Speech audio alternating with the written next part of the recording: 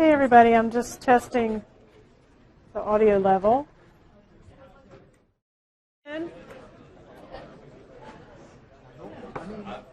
Today we're going to review logic, and we're going to continue learning a few different ways to prove things with truth tables, and hopefully we'll get to the idea of introducing a formal proof, because writing truth table proofs, while it's relatively straightforward, can get to be extremely long.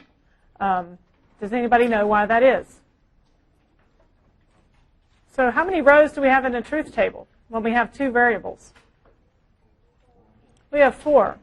What would happen if you have 3 variables? 8, and then if we have 4, 16, and then 5 is 32, and 6 is 64. Does anyone want to make a truth table with 64 rows? No. So when we want to make more complex statements and prove them, we have to come up with some other methods. So what we do is we prove some rules that we call axioms, and we use them to combine statements that we know are true together, and then can derive more complex things without having to have very large truth tables. And we're mostly going to use the process of inference. So today it's really important that we learn about implication, and we will do that. But let me just address a couple of things first. Thank you so much for using Piazza to ask your questions so far. I just want to note that we do have an office hours calendar on Moodle and Piazza. So rather than have like a fixed set of hours, every TA sets their hours, which are mostly fixed. But we do have a calendar just in case they need to change them and let you know. So anytime you want to do office hours, just take a look at the calendar and you can find out when you can go. There were a few questions on Piazza. I think I made a cut and paste error on the syllabus for the final exam. So it is on Tuesday, December 17th from 1 to 4. That is the last day of finals, the last possible time, I believe. Someone posted that they couldn't get the handouts, like the packet and some of the other links on Moodle. We believe we fixed that. If we haven't, please do make a post and let us know what you're actually experiencing, and we'll try to replicate it. But we haven't been able to replicate it ourselves. So what we did is we uploaded all the documents into Moodle directly, so they're not linking anywhere else. So you shouldn't actually have that problem anymore, but let us know if you do. We may not have done that in both Moodle sections. So I'm handling this class and the other discrete math class, and we have 2 separate Moodles for them. I think I will merge them, probably, so that we don't have trouble making sure they're all the same. Some people were asking questions about how to do problems on the pre-course skills test. And if you remember in class, I was letting you know that actually those questions were randomly selected from future homeworks, and we don't expect you to know how to do them. It was simply log in and practice using WebAssign. And I appreciate it. A lot of you actually did try them and got really good scores. So good job on that. And if you actually made better than 109, so if you made 110 points or more, I've already invited you that if you do homework 1 and 2 early, you can start being a peer tutor early. So you should have an email from me if you did make that high of a score on the pre-course skills test. If you can't see your class on WebAssign, make sure you have an access code, and make sure you're also logging in to NC State. So we did have an issue with a transfer student who was logged in from their old school and couldn't see this class. So make sure you type NCSU in, because there's WebAssign at different schools, and if you don't log into the right one, it won't put your class up. All right. If you want more submissions, you need to go to the extension request form on WebAssign. I know it's not intuitive that if you don't actually want an extension and you only want some more submissions, you still have to go to the extension request, because that's where you ask for more submissions too. Don't send me an email for that. I'll answer it, but it's much more likely that myself or a TA can answer it quickly if you do actually just go to WebAssign and put the extension request on there. We do check it on a quite regular basis, and you'll probably have an extension, within an hour of asking for it. If you haven't been on Piazza yet, you should. The average response time so far is 9 minutes. So not a lot of questions posted, but about maybe 10, and they've been answered in an average of 9 minutes. So if you have a question, or if you just want to see what other people are talking about, check it out.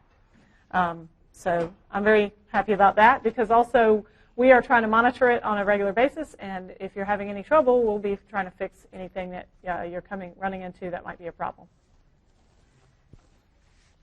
Okay, so the next thing we're going to do is review what we talked about last time. And we started talking about logic. We talked about propositions and or not. We're going to do a little bit more with not today because we didn't do too much last time. We did talk about truth tables, that they list all possible cases of combinations of your variables.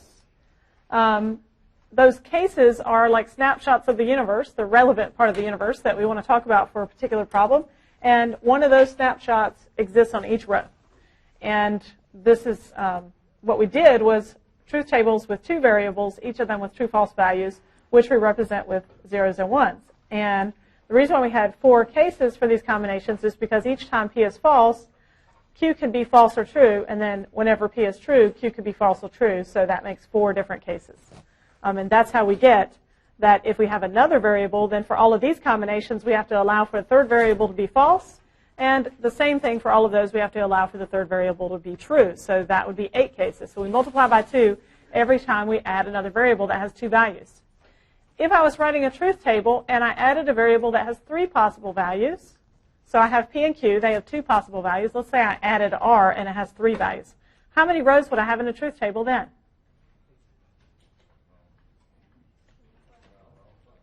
It would be 12 because it would be all of these for the first value, all of these for the second value, and all of these for the third value. So I have to multiply this 4 by 3, and we'll have 12. And we'll talk about that more in class later when we do actually counting, and we're going to count lots of stuff. Sorry, I didn't realize you couldn't see that part. There we go. Okay, so or was one of the logical operators that we looked at. And remember that 3 out of the 4 values in the output are true. So we denote it with something that looks like a V. And we talked about the fact that it's true when P is true or when Q is true or both.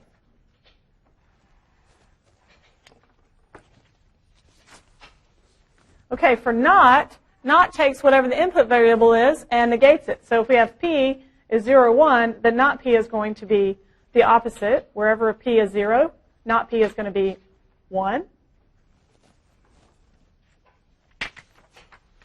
Sorry, let me just make new ones for those. I wrote some extra stuff on there.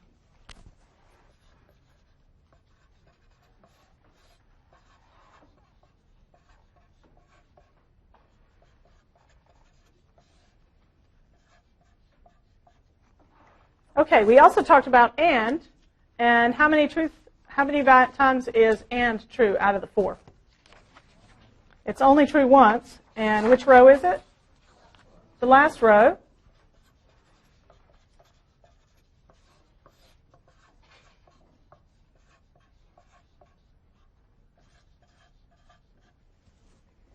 Okay, and last time we also talked about other rows of the truth table, where we actually might and the 2 variables together and get other functions that have 1s in different positions. So let's make a column for not P and a column for not Q. So fill that all in a table to make sure you know how to do not P and not Q.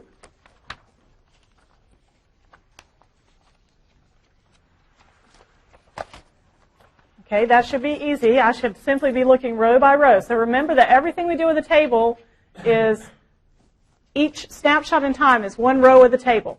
So one row doesn't have anything to do with what another row is. So in this first one, first row, when P is false, then not P is going to be true. So we're only looking at one row at a time comparing values. So Q goes to 1, 0, 1, 0. Okay? And what happens if I and not P with not Q?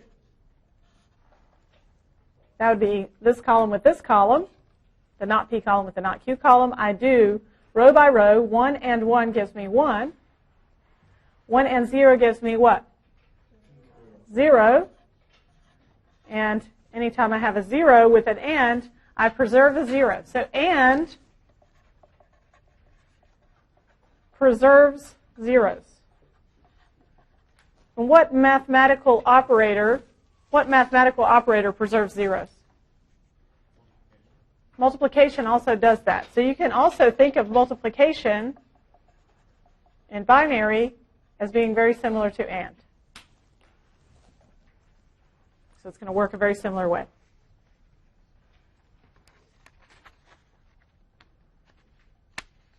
How about if I do not P and Q?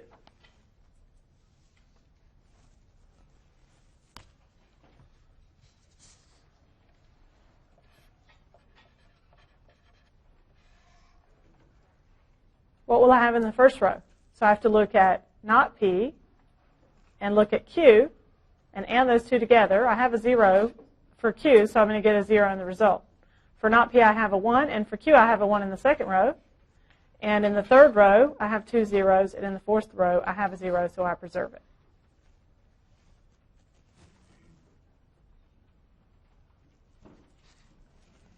Okay? So we're doing all the combinations. Since we have 4 values, there could be 4 different ways to write ANDs in between P's and Q's if we allow negation of the variables. So we can also have P and not Q. And if we look at P, it's false in the 2 first rows. And then I look at not Q. In the last 2, I'm going to have a 1 for P and a 1 for not Q, so I get a 1. And in the last row, I get a 0.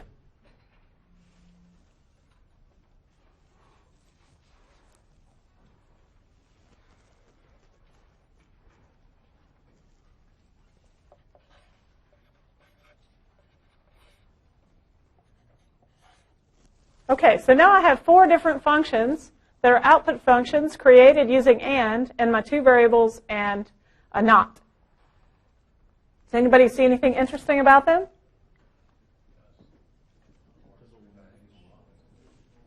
There's a 1 in each column, right, for each of those outputs. Why is that useful? I can combine them to make new things, right? If I OR any pair of them, how many 1s will I have in the resulting column? 2. I'll have exactly 2 because none of them overlap, and ORs preserves 1s like the opposite of AND. So ANDs preserve 0s, and ORs preserve 1s. So if I take any 2 of these columns and OR them together, I'm going to get a column with 2 1s in it. And any output function that has 2 1s in it, I should be able to get it by ORing 2 of these, right? Because these are all the possible rows. So if I need a 1 in any row, I just pick the one that has that. And then if I need a 1 in another row, I pick the one that has that. What if I have an output function that has 3 1s in it?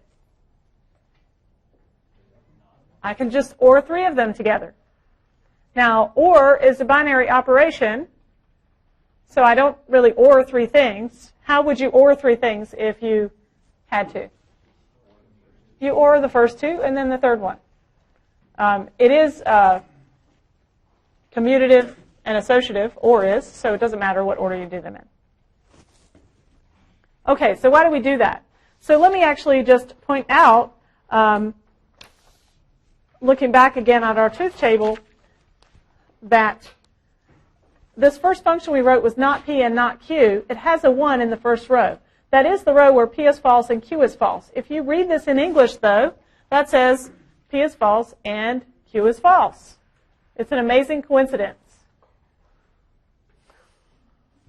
Another one of my bad jokes, in case you didn't know.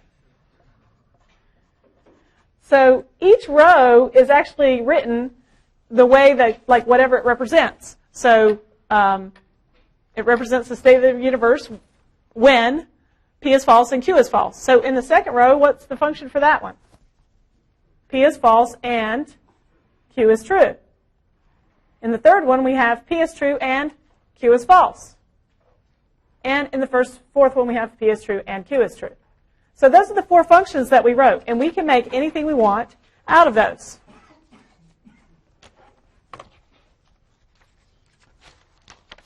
Okay, so let's actually do that. So here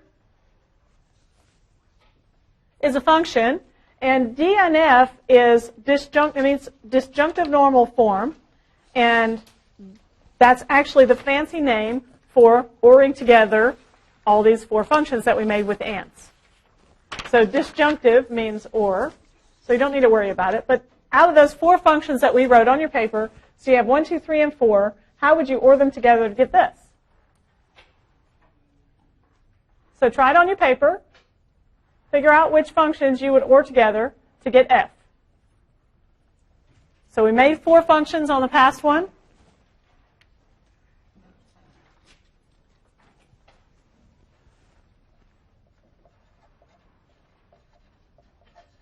So I'll write down what they are.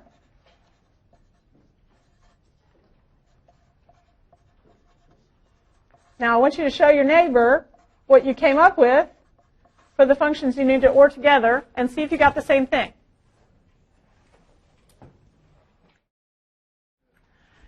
Okay, so did anybody have any questions about this or trouble or objections or anything? Yes? It's way too complicated. Well, when you're first learning something, you have to have simple examples. I don't mean that. Yes. It's much simpler than it is. Yes. We are doing this for a purpose. We're doing this for a purpose. So, yes, it's way too complicated. So what is the function that this function actually is? It is P implies Q. It is also what? Q or not P? That is correct. So those are the 2 simplest other representations for this function. Does anybody know why we are creating F with this funky form?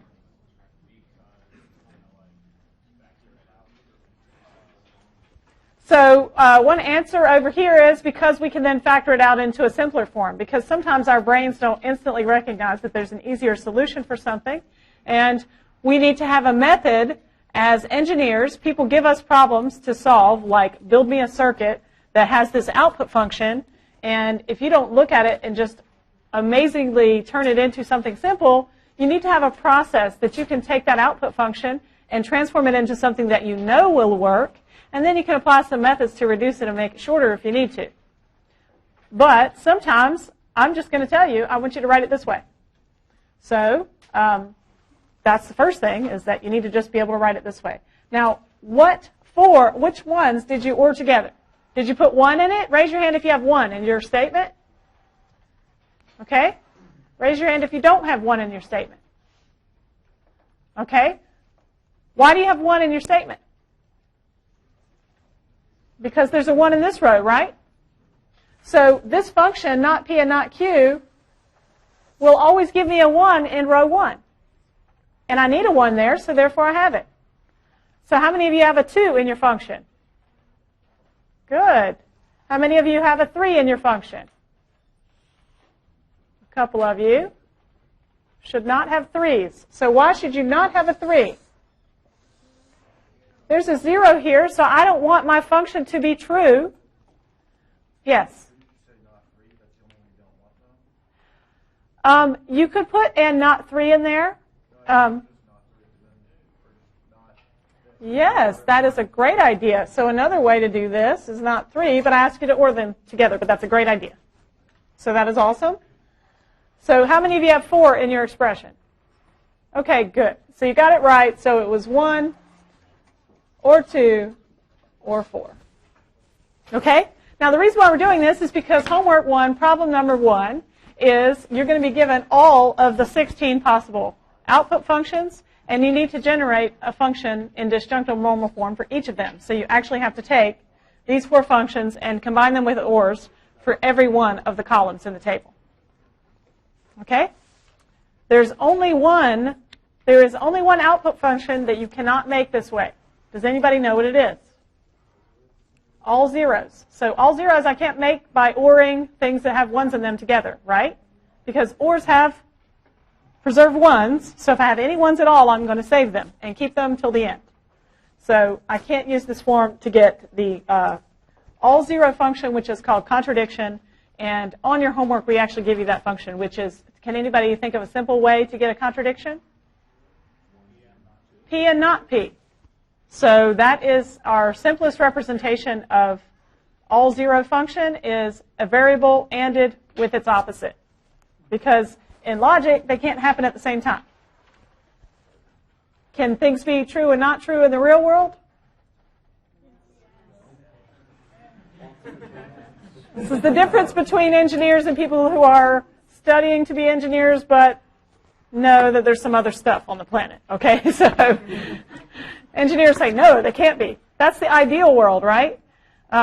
In the real world, yes, things can be fuzzy, and they can go back in between, back and forth. But we're always going to assume that things work the way we want, because we're not doing labs. Okay? If we did labs, it would be a different story, and you'd have a lot more torture than you already did. Okay, so why do we do that? Because we might be given a random function and have to generate it, and you will be given several and have to do that. And we are going to do some simplification exercises later, not yet, because we need to do an introduction to some other things. So we're going to look at implication next, which is the function that we just did, because it is the fundamental core of all artificial intelligence. And I haven't actually never taught a general AI class, so someone might argue with me, but I am an AI researcher. And I would argue that a lot of our reasoning systems actually are based on the idea of inference. So this is written and read as P implies Q, or if P, then Q. And we call the first variable the hypothesis, and we call the second one the conclusion. It always has a truth function like this. And as soon as we start talking about it in English, you probably won't like it. Nobody does. This is the hardest truth table thing we will do. Okay? Well, we'll do longer truth tables and more complicated, but the ones that are hardest to remember and do correctly are these. All right, so let's talk about why P implies Q is true where it is. So let me give you an example. So my example is P is going to be the moon is made of cheese.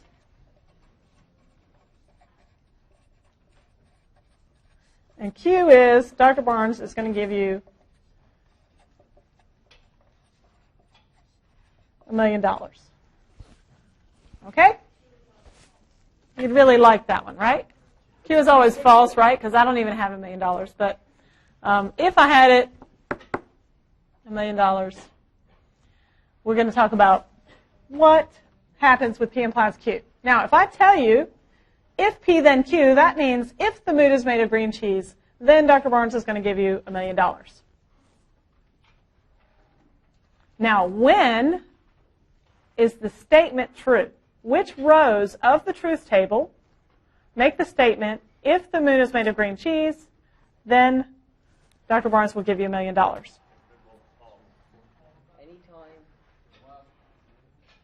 Well, the last one is obviously true, right? Because the moon is made of green cheese, and Dr. Barnes gave out the $1 million, so therefore the if-then statement is true. So that's an easy case. We're good with that one. All right? Now, the first one is kind of everybody's happy with that, right? Because I haven't lied to you if I say, if the moon is made of green cheese, if it's not made of green cheese, which it's not, and I don't give you $1 million, I haven't lied, right? It's not a lie. It's tricky and sneaky, but it's not a lie. And you can't sue anybody if you get that kind of contract, right? So if you get that kind of contract, like, if you give me a Maserati, I will do X. If you don't give them a Maserati, you cannot sue them, right? Okay, so you can't sue anybody for this one. This one's, everybody's doing okay with that. Okay, the second one is if the moon is made of green cheese, I'll give you $1 million, but I give you $1 million. Are you going to sue me? No. Is everybody okay with this one being true? All right. You don't care if the moon is made of green cheese. If you get your $1 million, who cares about the contract, right? Contracts are only for the fail cases. Okay? They really are. They're only for the fail cases. So this is a fail case, right? if the moon were made of green cheese and I didn't give you $1 million, and I promised you that, you would be mad, right? I'd be out of here, according to some people. Okay? So this is the place where you sue. This is the place where the implication is false. This is where the contract is broken. The statement, if P, then Q, is false. Now, I'm going to give you a really concrete example. Everybody in here has written a program. Is that true? Yes. Raise your hand if you haven't written a program. Wow. Okay. You should probably do that.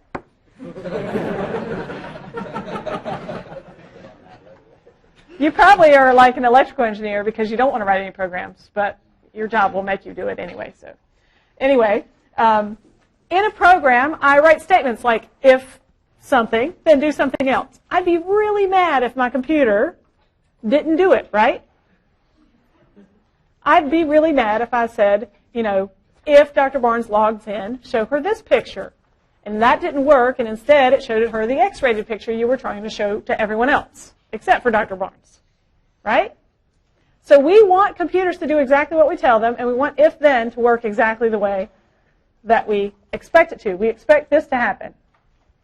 Now, what do we expect with computers if I write a program that says, if, Dr. Barnes logs in, then show picture X, instead of picture, let me not say picture X. It should be, the other one should be picture X, right? If Dr. Barnes logs in, show her picture F for flowers, right? And if not, then show picture X for everybody else. We don't actually want the picture happening here, right? But we can't prevent it somewhere else. So my if-then can say, okay, if Dr. Barnes logs in, show her this picture.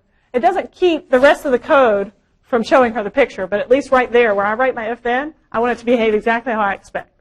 So I don't want anything to happen based on that if-then statement, if we're false at the beginning. Okay, so implication is the core of a whole lot of what we're going to do next, which is proofs, so that we don't have to do long truth tables. But I'm going to do one more thing before we move on to some logic proofs, which is we're going to give you an OR statement that is logically equivalent to this. So let me make a column for not P so that we can actually compare it with Q and OR everything together. So if I take not P and I OR it with Q in row 1, my not P or Q is going to preserve 1. So the 2 1s in not P are going to be preserved, and then the 1 in the last row for Q is going to be preserved, and I get the same function. This is called a logical equivalence when I have the same column in the truth table for 2 different functions. That means that I can substitute in. Whenever I see a P implies Q, I can use not P or Q.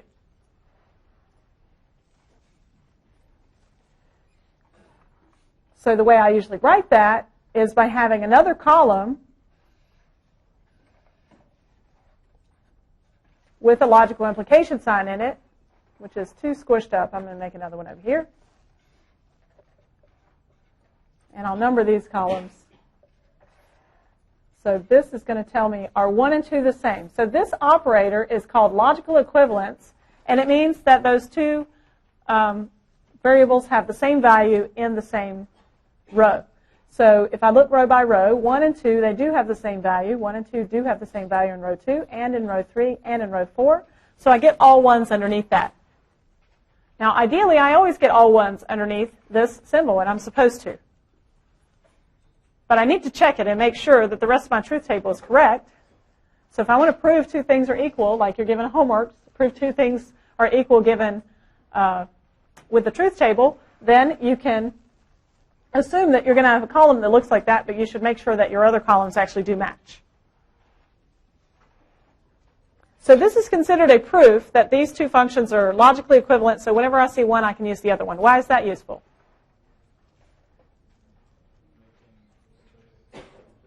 Yeah, if I'm making circuits, or I might have a chip that does one thing, and I want to use it for something else, if I can show that I can sub it in, then I can use that chip instead. So I might not have something that does P implies Q, but I might have OR gates and not gates. So I want to be able to do that. And I also want to be able to go from OR into implication, because human logic works more with P implies Q. That is why it's the foundation of artificial intelligence, because it is one of the foundations of human intelligence. So because that's the basic form of a rule, right? If you play any games at all, almost all rules are if-thens. Yes? The arrow with two heads, that was saying that they're logically equivalent? Yes, so this arrow with two heads is called the logical equivalence. And it is based on the operator, which is called biconditional, which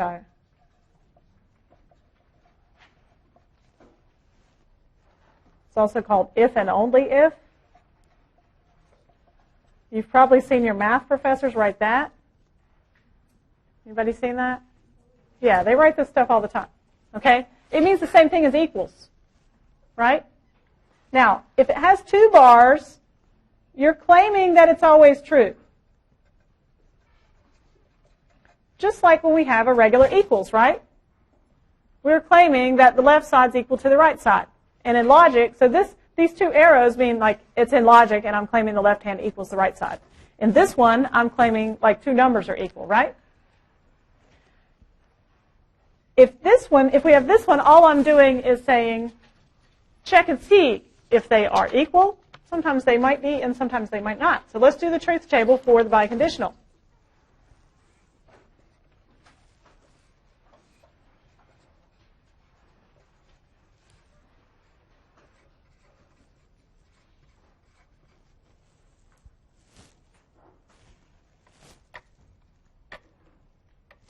All right, so is P the same as Q in the first row?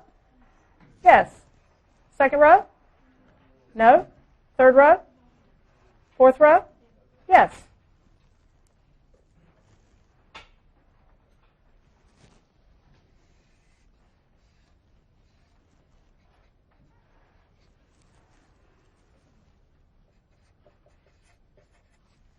We have another function called P exclusive OR Q, which we mentioned on day one when we're talking about OR in English. So remember we talked about if I say you can have cake or ice cream, in some cases you can have one, right, or the other but not both. And in some cases you can have both, right? So let's do the truth table for P exclusive OR Q. So another way we write it is XOR or exclusive OR. So this means P is true or Q is true, but not both. So in the first row, we have a 0. In the second row, P is false and Q is true, so that satisfies it. In the third row, P is true, so that satisfies it. In the fourth row, both of them are true, so I don't get a 1 because I have both. How do these two functions compare?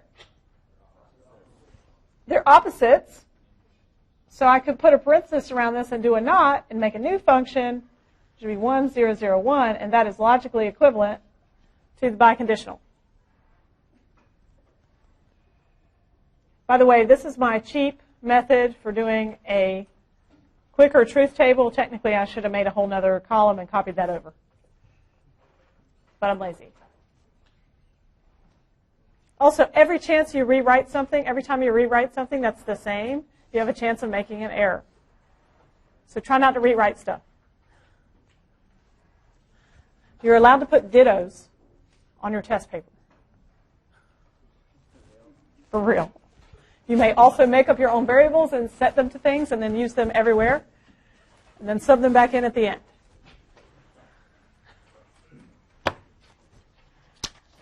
You're allowed to do anything reasonable. With that in mind, though,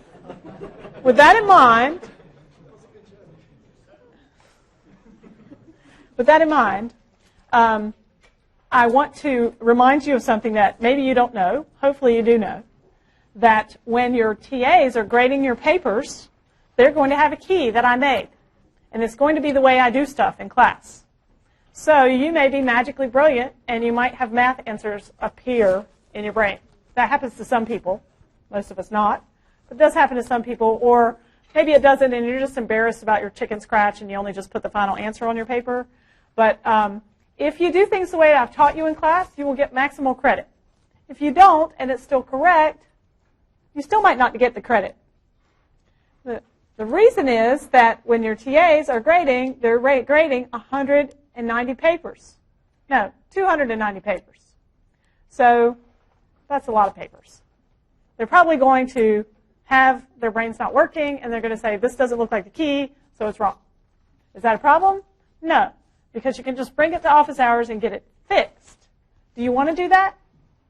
No. So do it the way you're supposed to do it. You can do other ways, and it's perfectly legal and fine. But if it's too wonky, you're probably going to have it rechecked. So just keep that in mind. So we love innovation, but we also want you to learn to follow rules and do things the way that we show you how to do them. So like when you're doing a truth table, you always have to write all the inputs, and you need to put them in the canonical order. You will lose points if you don't. So that's part of what you're in here to do, is learn how people write stuff down and how we do truth table proofs. And a proof means I have to show step by step every single thing, like all the different cases, and make sure that they're all true. So just keep that in mind. So I actually meant to say happy graders make happy grades. So that's how you remember that little spiel I just gave you, which is if your grader is happy, your grade is happy. Okay, so implication. What's the big deal with that? Why is it such a big deal? The reason is that we use it a lot for reasoning. So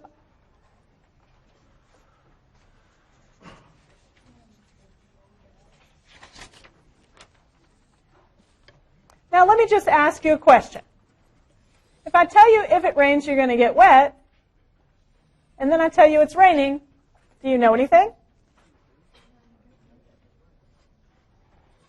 You're getting wet, right? Assuming I didn't lie. So if both of those previous statements were true, then we can conclude that Q must be happening. So if P is true, and I know that P implies Q is true, then I actually know that Q is true.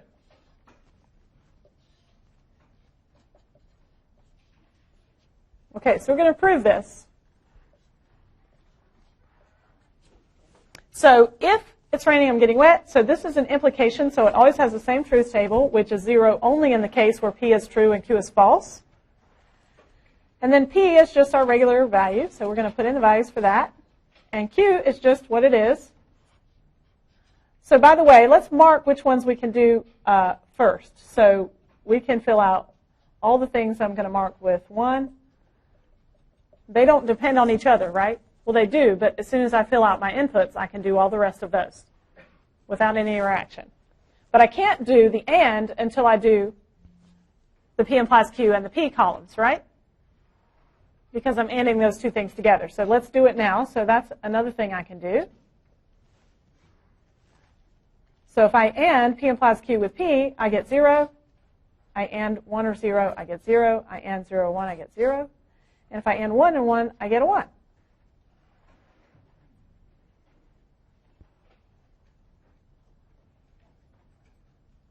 Okay, so if we know P implies Q and we know P, then we know Q is true.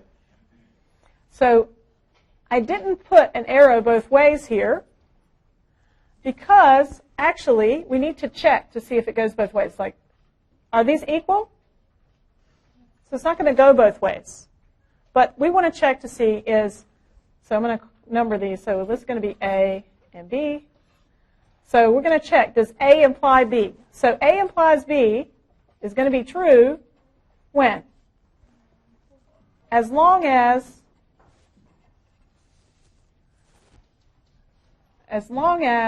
we either have A as false, right? Or B as true. So we can check for that. So we're going to look in the A column, row 1. 0 implies 0. That's true, right? Because A is false. So we've got A is false in 3 rows. And then the last one, A is true, so B better be true. So with implication, we check it the same way we check ands and ors. Pairwise, we look at the left one and see does it imply the second one. If it does, then we put a 1 in this column. Yes? I'm entirely lost. That's okay. So what you did is you start with the P and Q so that canonical order. Those are always going to be the same.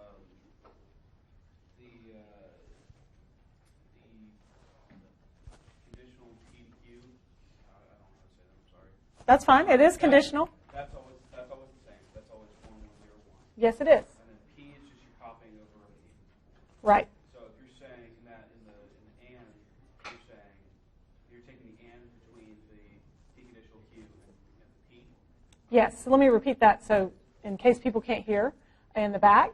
So what we did is I was just writing out a statement of P implies Q anded with P. I just want to see what the truth value of that is. So we can do anything we want in the truth table. We can write out something and want to see when it is true and when it's false. So we write P implies Q, we wrote P, we and them together, then we just calculate those. It's all automatic. We're not thinking at all. Like once we wrote this out, we're just calculating. The thing you shouldn't be familiar with at all is this. So everything else should be easy except for this. So if you're lost with that, that's okay. I'm about to explain it some more. Okay? So what we're looking at is another kind of truth table proof. And I introduced it without telling you what I was going to do. Okay? So what we did is we're comparing two rows. So we want to see if I know these two things, do I know that one? So that's an if-then. I'm asking a question. If I know what happens on the left, do I know what happens on the right? And this column is the answer to that question. So this looks like an implication, right? But it's called a logical implication since it has two bars on it, and we want it to always be ones underneath. How many of you have seen math professors use this? You've seen them use it because they're deriving something from one line to the next, and they're basically saying that this thing implies that thing. And they're saying it's always true that it implies that. That's what we're using this truth table to prove. So when I make a truth table proof, and I want to prove a statement implies another statement, I'm going to do this kind of table where what I'm going to do underneath this column is compare the left side and the right side and see, is there an implication relationship between the left and the right? So if I know if it rains, I'm going to get it wet, I'm going to get wet, and I know it rains, that's like, so we have P is raining, and Q is getting wet. So if I know if it rains, I'm going to get wet, and I know it's raining, then I know that I'm getting wet. So we've just proved that using this truth table because we have all ones under this implication. So let's talk about logical implication.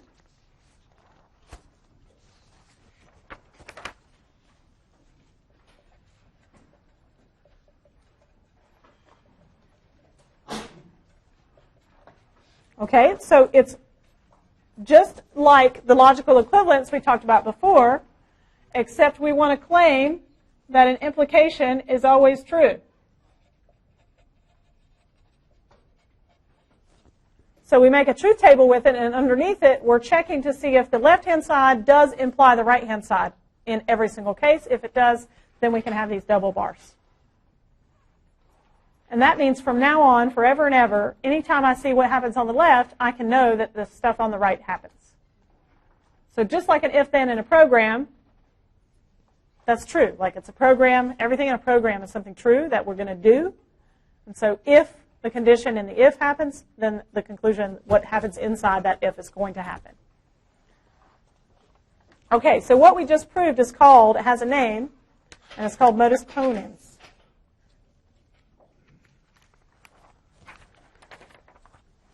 So let's see how we write it down. So there's some funny Latin names for several of the things we're going to do, and we just proved it.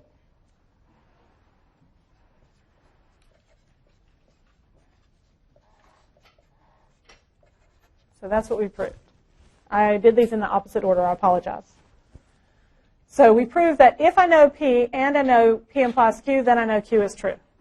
By the way, we've been using P and Q for all of our examples, but it doesn't matter if we switch to another variable letter. So the same thing will work as long as I make a substitution the same everywhere.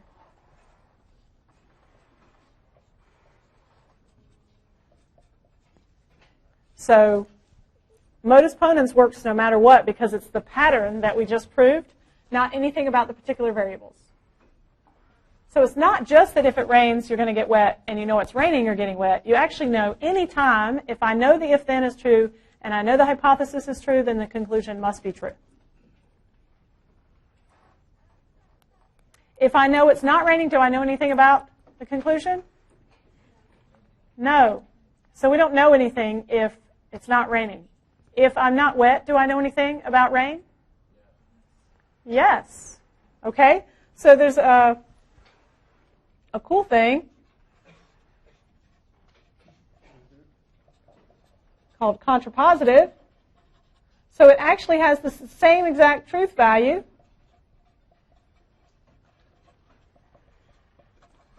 as P implies Q. So whenever I know P implies Q, then I know not Q implies not P. So what that says is, if it's raining, I'm getting wet, is the same as, logically equivalent to, if it's not raining, then, I'm sorry, if I'm not wet, then it must not have rained. Now, can it ever happen that if it doesn't rain, you get wet? Absolutely. There are people with buckets in the world. There are a lot of buckets at my house. And water guns and all kinds of stuff like that. So we know that there's other ways for things to happen. But so we have to be sure that we know what's going on with implications. So when we have an implication, we can, since we know it's logically equivalent, we could actually reverse the order. So what I see this as doing is reverse the order of the implication and negate both sides. Let's do a truth table proof for that. So every axiom we have, you can prove it with a truth table. And the axioms I'm referring to are on your axiom list, which is on your Moodle. Okay, and I'm going to do my not lazy way. Most of the time I'll be lazy, but we'll be not lazy today.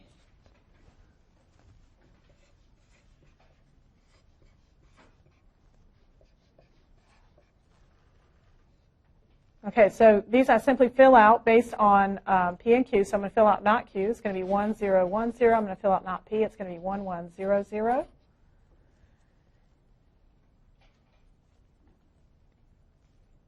By the way, I am trying to say everything I'm writing. So we do have some people, might be harder for them to see or hear or different things. So I'm trying to write and say everything all the time. So we want to figure out, does Q imply P? So we look row by row. Does 1 imply a 1? Yes. Does 0 imply a 1? Yes. Does 1 imply a 0? No. You didn't get your $1 million. Does 0 imply 0? Yes. Oh, good. They're the same. And that's my proof for contrapositive.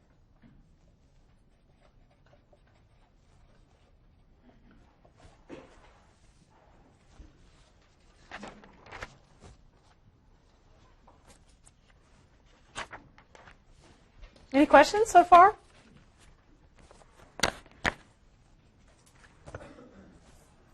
We're going to do a couple of other rules that are really useful. One really useful one for engineers is to turn ands into ors. Does anybody know why that is really useful?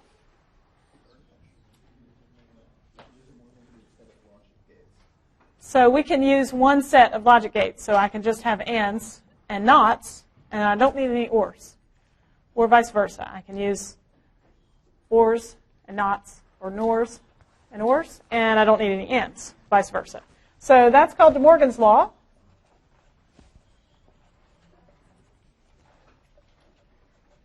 It has two forms.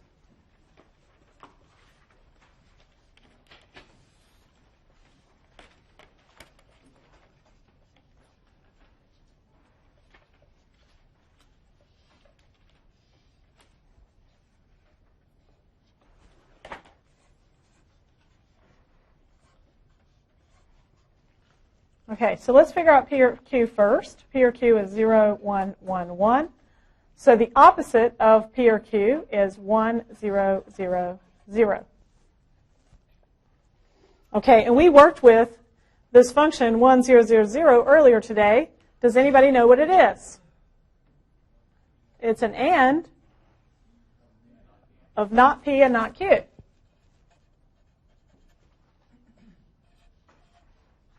And we're showing that these two things have the same value with this logical implication, and they do because they're the same in every row. So therefore, if I negate an or, I can change it into an and as long as I flip both of the variables as well.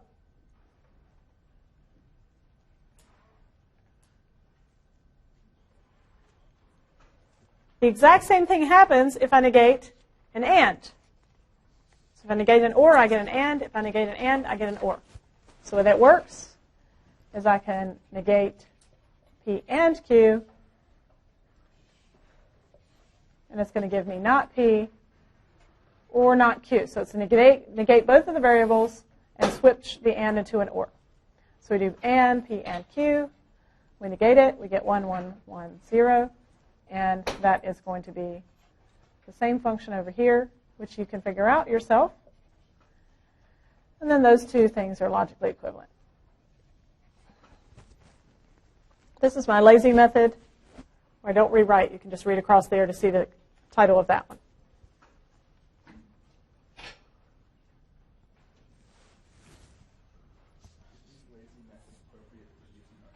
Yes, you may use the lazy method.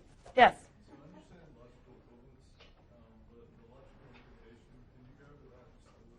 Yeah, we'll do it some more.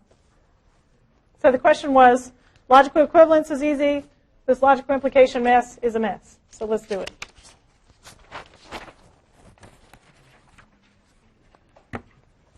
Okay, so when we're talking about creating new knowledge, what we need to do is understand that we can't know everything about everything all the time. But we can know some things like if-thens.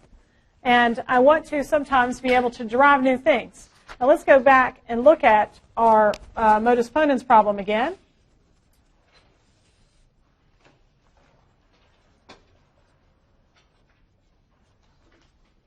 So here's the function we had. Actually, instead of doing that, I'll look at both directions. So let's see, which way did the implications go?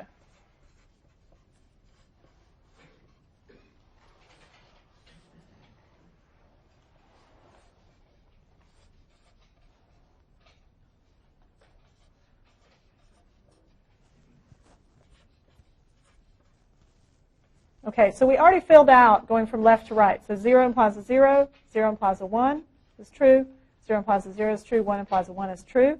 If we look at Q implies, P implies Q and P, so this is going to be 1 implies 2, and that's going to be 2 implies 1. Okay, so if I'm looking for 2 implies 1, does 0 imply 0? Yes. Does 1 imply 0? No. Does 0 imply 0? Yes. Does 1 imply 1? Yes. So there's actually a case in this truth table where if I start from the right-hand side, I cannot derive the left-hand side. So just because I know that I got wet does not mean that it was raining. So that's why this is a logical implication instead of a logical equivalence, because the 1 implies the 2, but the 2 does not imply the 1. So the bidirectional operator is actually the same as an implication going both ways, ANDed together. So if P is the same as Q, then P implies Q is true, and Q implies P, which you would write like that. Yes? So when it's the double bars, it looks like an equal sign. You're saying it's always That's right. one way or the other, but Right. just a single bar, there might be a situation somewhere. That's right. So I can put a double bar on this one because there's all ones underneath it, but I cannot put it on this one because there is not. So this one is a logical implication. That's just a simple implication. Logical implication means it has to be always true. Okay, so we actually know some other stuff. So we use this kind of logic all the time. This is sort of the basis of all of human intelligence, like I said. So, for example, we know some stuff in regular math. Like, if x is less than y, and y is less than z, what do you know? X is less than z. Does anybody know what that's called? Transitive. Okay. Now, what if I put a less than or equal to on there? It's still less than or equal to, right? So less than and less than or equal to are all transitive. So that means if I know two relationships and the conclusion of one is the same as the hypothesis of the other, it's going to be there. So actually less than or equal to is the same as implication. So P implies Q. Another way you can remember it is the same in logic as P is less than or equal to Q. So what that's saying is Q is true at least as often as P is.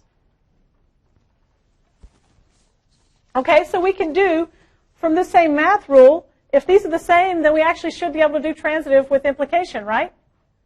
So if I know P implies Q, and we know that Q implies R, what can I get? P implies R. Now, if I know P implies R, can I get these other two? No, so another way I like to think about this is flights, because these kind of look like diagrams for flights, right? So if I can fly from Paris to Quebec and Quebec to Raleigh, that means I can fly from Paris to Raleigh, right? But just because I can fly from Paris to Raleigh doesn't mean necessarily that I can go through Quebec to do it, right? So this implication only goes from left to right. So when I'm going from left to right, I'm losing information, right? I'm learning a new fact, but it's not telling me as much stuff about individual things in the world. So I'm going to try to give you lots of analogies for each thing that we do and have them make sense to you. Connect it to something that already makes sense to you. So most of the math we're doing in here, you've actually already done it in some form or another, just with some regular numbers, not binary numbers. Okay, this is called, it should be called transitive, but it has another name, which is hypothetical syllogism. Now, I'm okay with being lazy, so you can write HS. But you should still know what we're talking about when we say the words out. Hypothetical syllogism.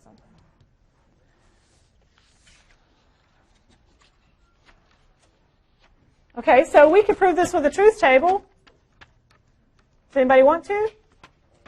No, it's easy. Truth tables are easy, right? You just fill them out. Like whatever values you can, you fill them out. And then you just look for ones in columns that have these double arrows. That's it. They're easy to do. Okay? All right, so why are we doing all this mess? We're doing all this mess because we want to do formal proofs. So formal proofs are where we actually can logic through, reason through some things, and derive new things. So these are proofs that use the axioms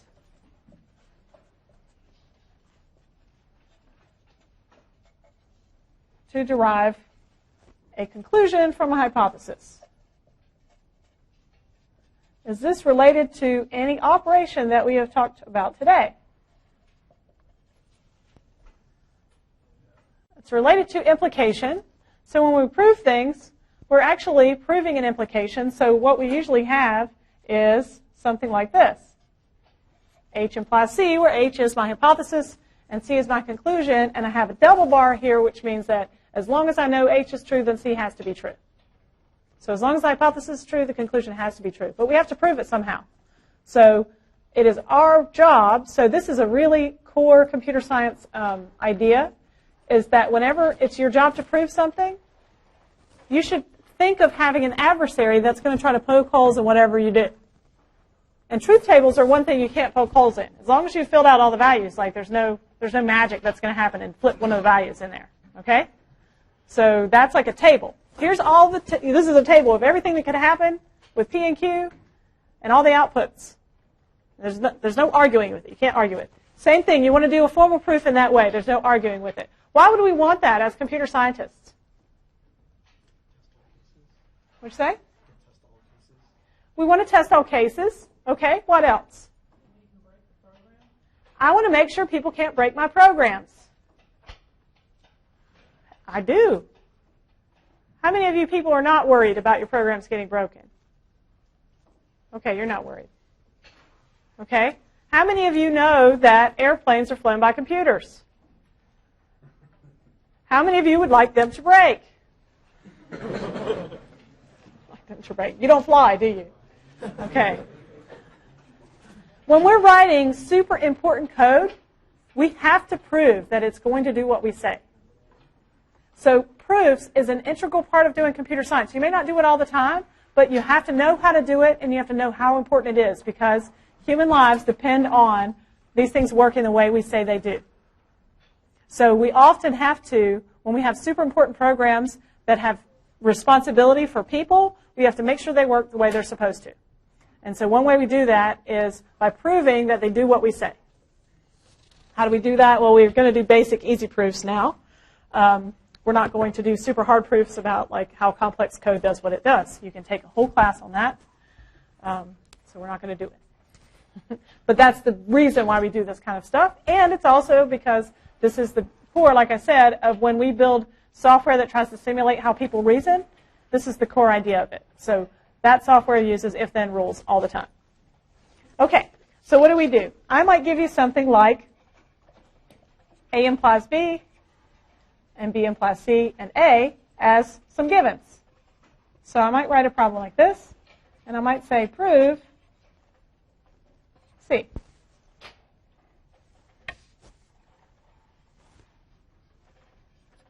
So these three things are given, and I'm going to prove C. Now, in a proof, if things are given, we assume a little and in between all of them. So A implies B is true, and B implies C is true, and A is true. So by writing it, simply writing it, I'm claiming that it's true. Now, I'm not claiming this is true, so it's kind of like I have a little question mark over it. So I want to show that C is true, but I don't know yet. So when I'm given a problem like this, then I'm going to write it down in what's called a formal proof. So I'm going to copy over the givens, and I'm going to put numbers next to them, and I'm going to write down that they're given. And up at the top, I'm going to write what I'm trying to prove because I don't want to forget.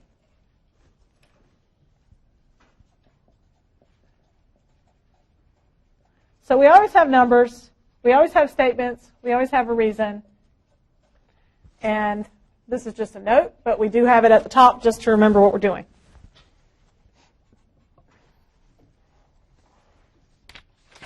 Now, doing proofs is not always intuitive, but there's some easy stuff we can do. We can do some pattern matching. What I like to do is look at what I'm trying to prove and find it in my proof. I see it on line 2, right? But line 2 has some other mess on there. I don't want it. I need to get rid of it. So I need to find a rule that actually helps me get rid of it. Well, we actually just talked about one, right? So I can get rid of this B if I had another implication that implied B. Oh, I do. So I've got A implies B and B implies C, so I can get A implies C from 1 and 2 and hypothetical syllogism.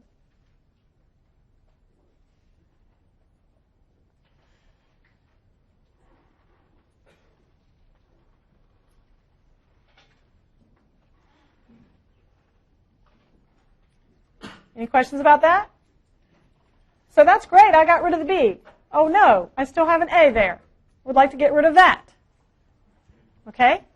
Well, handily enough, we have an A on line 3. If I combine it with line 4, what do I get? I get C because if I have A implies C, that's like if it's raining, I'm getting wet. And line 3 says it's raining, so therefore I must be getting wet. That is modus ponens. So another thing we're doing here is every time we use a line from my proof, we're giving it a number in the reason, and then we're saying what rule we used, what axiom that's on your list that we used to derive that. So we wrote out modus ponens differently on a line before, yes. Yes, it's a handout on your Moodle, and when you have a test, we will give it to you. However, you're going to be using them a lot, so you probably won't need it, but it'll be good just to be able to look at it. So you are allowed that. We give it to you during the test. You don't even have to bring it. Okay?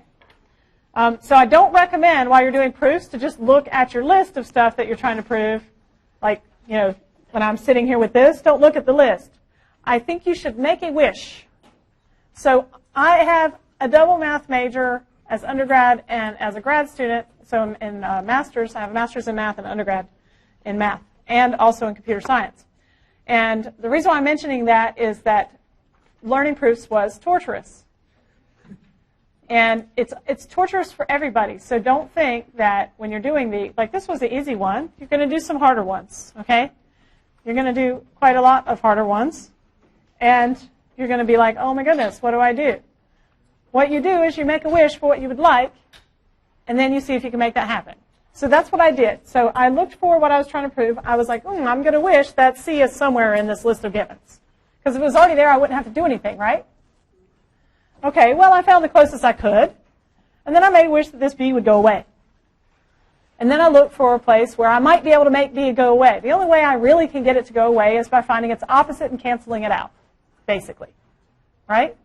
And that's what we did when we did our transitive rule. Like when x is less than y is less than z, we kind of get rid of that y when we go to x is less than z. We're doing the same thing with hypothetical syllogism. We're getting rid of a variable. That's what we wanted. So we make a wish, and then we try to fulfill that wish with the rules that we have. And we do this with writing programs too, don't we? Right? Like we make a wish. I wish I had a function that would print out all the values in this list. Oh, yay, there's already one in here, or oh, no, there isn't. I have to write it. Okay? So we do this all the time. You already do it. You just might not have done it for logic. But you're doing it for writing programs. And this is really good practice for this. So we're going to do some other problems like this. We talked about, so the rules we talked about today were implication rule, although I didn't actually necessarily write it that way. So what that means is whenever I see P implies Q, I can replace it with not P or Q. We did modus ponens, which was P, ANDed with P implies Q, logically implies Q.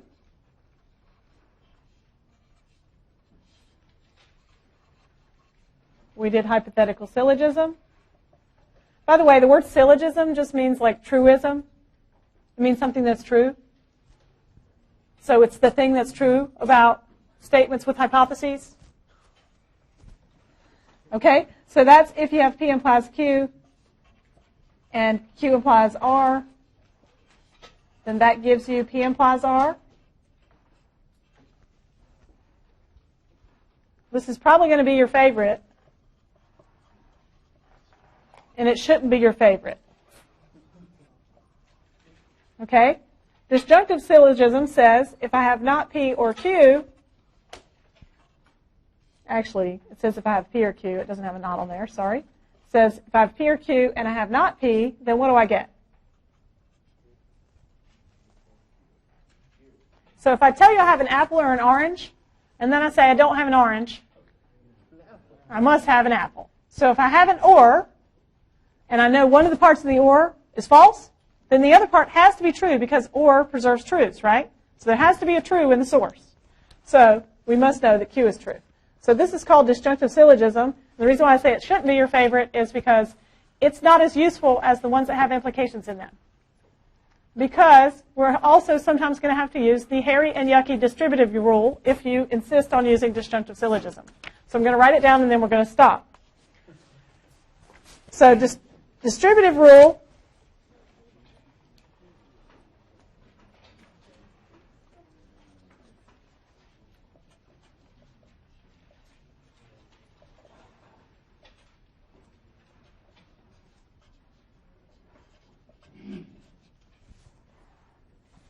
there's two of them.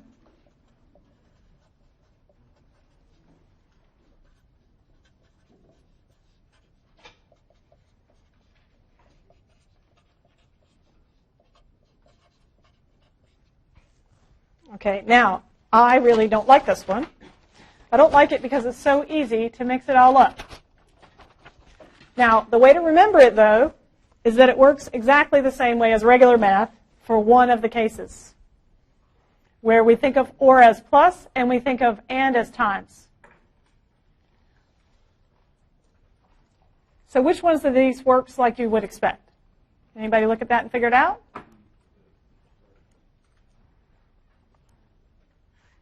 Okay, so if we translate this into math, that would be, the first one would be PQ plus R equals P plus R times Q plus R. That doesn't look right to me.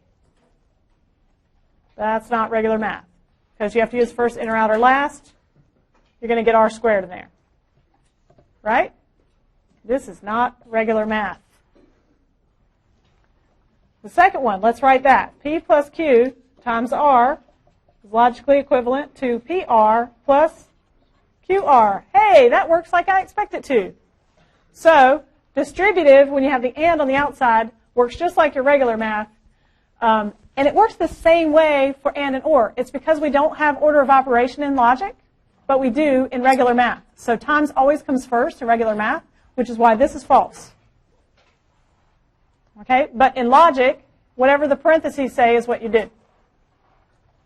All right, so just to remember, help you remember it, you take the first, if I'm going to distribute an operator across a parentheses, you always, what you distribute ends up across, so the and r is going to be everywhere, and you just take the other ones. So you take the first variable and put it with and r, you take the second variable and put it with and r, and put that operator in the middle. See you next time.